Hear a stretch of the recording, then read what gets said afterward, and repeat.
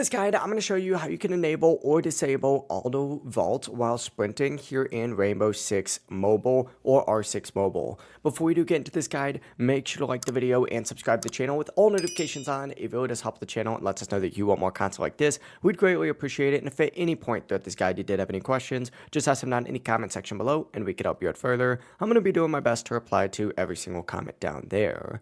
Begin by starting off the main menu and hitting the little gear icon up in the top right corner of the main menu for R6 Mobile, and then look on this left hand sidebar and you're going to see a gameplay tab. Go ahead and select that to navigate to the gameplay section.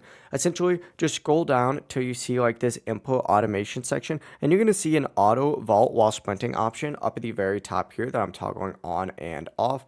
Essentially, what you're going to want to go ahead and do is toggle this option on or off using the toggle switch, and if it's enabled, your operator will obviously automatically vault over objects while sprinting, and if it's disabled, you'll need to vault manually. So choose whatever option fits your movement style the best, but overall, it really is as simple as that. That is how you can enable or disable auto vault while sprinting here in Rainbow Six Mobile. If this guide did help you out, make sure to like the video and subscribe to the channel with all notifications on. It really does help the channel and lets us know that you want more content like this. We'd greatly appreciate it. And if at any point throughout this guide you did have any questions, just ask them down in the comment section below and we could help you out further. Have a great rest of your day though. Peace.